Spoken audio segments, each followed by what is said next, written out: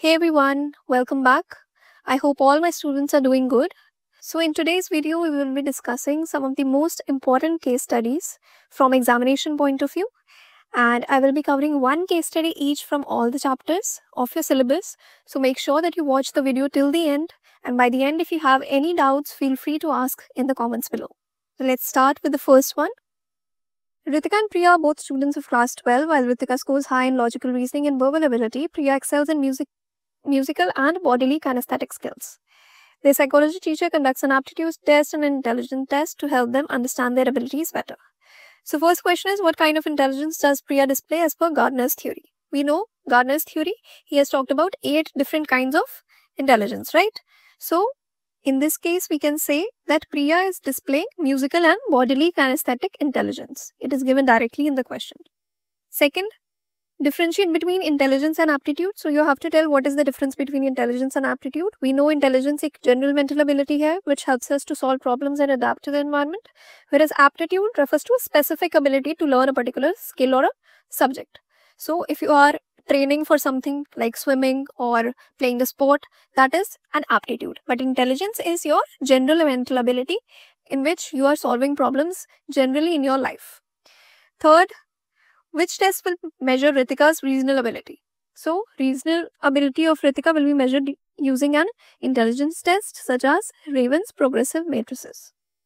Apart from this, what you can write? और कौन सा test होता है?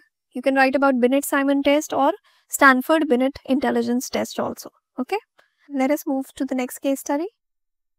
Rahul is an introverted student who tends to be calm, reliable and organized. He often reflects on his actions and tries to improve himself.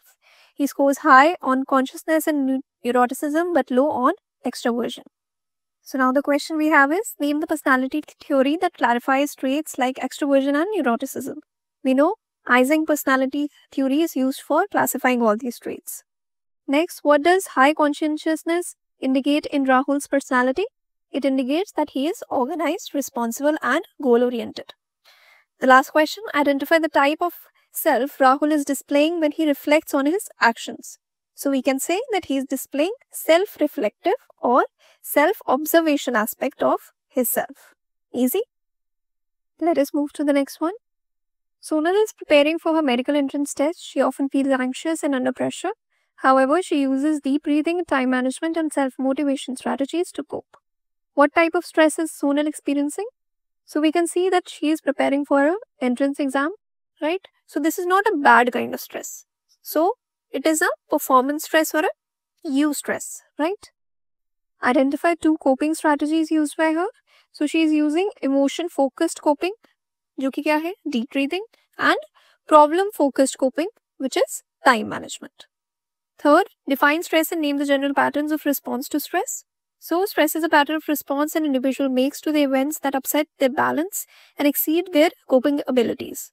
And the response pattern is described as general adaptation syndrome. I hope all of you know what was general adaptation syndrome. Basically, इसमें 3 stages की बात करी गई थी, alarm stage, resistance stage and exhaustion stage. Alarm stage is when you get triggered by a stressor and your body goes into a fight or flight response. And resistance क्या था? जिसमें body enter करती है resistance stage में. Basically, the body is attempting to adapt and cope with the stressor. So इसमें होता क्या है? The hormone levels stabilize and the body tries to maintain a state of balance. And final one was exhaustion. Exhaustion stage तक आने तक body के जो resources होते हैं वो deplete हो चुके होते हैं और अगर stressor ज़्यादा देर तक continue करता है extended period तक, तभी ये stage आती है which leads to exhaustion. And this can result in fatigue, weakened immunity and increased susceptibility to illness or disease. Okay, so now let us see the next one. Anuj frequently experiences high level of anxiety, restlessness, difficulty concentrating and constant worry. He avoids social gatherings, fearing negative evaluation. He is diagnosed with generalized anxiety disorder. So which category of psychological disorder does Anuj's condition fall under? So it falls under anxiety disorders. Mention 2 symptoms of GAD: constant worry, restlessness and difficulty concentrating. Suggest one therapy that can be used for the treatment. We can use cognitive behavior therapy, CBT, in this case. Next one, Riya visits a therapist due to low self-esteem and feelings of worthlessness. The therapist provides her a non-judgmental environment and unconditional positive regard. Over sessions, Ria begins to accept herself and make healthier choices. So which therapeutic approach is used here? Client-centered therapy, which is a part of humanistic therapy. Name the psychologist who developed this. Carl Rogers developed this approach. And what is unconditional positive regard? This is a very important question. It can also come in your short questions. Unconditional positive regard क्या होता है? It is acceptance and support of a person regardless of what they say or do. So basically, when we accept a person as they are without any intention of changing them, we can say we are practicing unconditional positive regard. Let's see the next case study. During a college election, Arjun starts supporting a candidate after hearing repeated positive things about him from his peers. Later, he starts believing that the candidate is genuinely good even without verifying facts. So which root of attitude change is reflected here? We'll say peripheral root of persuasion. क्या होता है peripheral root of persuasion? For example, जैसे आप social media पे कोई video देख रहे हो, in which we see that a person is helping a poor lady, and in the background there's a very emotional music that is playing. So as viewer, most of us would start believing that the person is a very helpful person without even checking the actual facts. So this is a kind of persuasion in which we are just relying on peripheral cues. Peripheral cues क्या थे इसमें?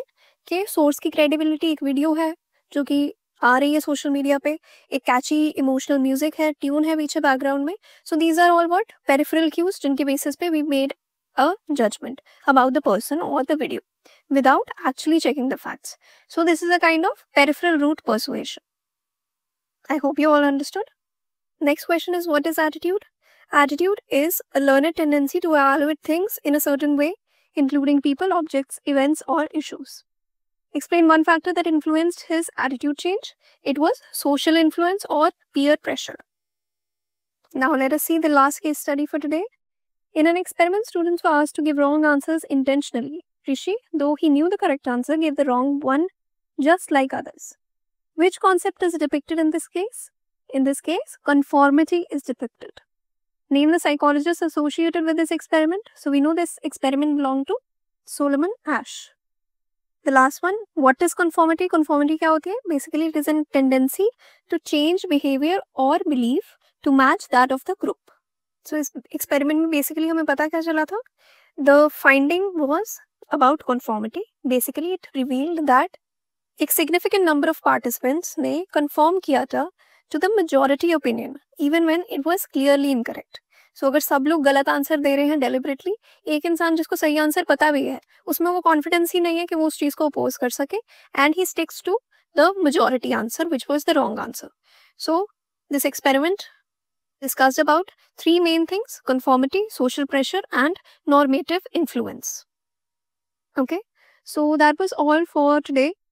We discussed very simple but important 7 case studies from each chapter of your syllabus. I hope you all understood. Still, if you have any doubt, feel free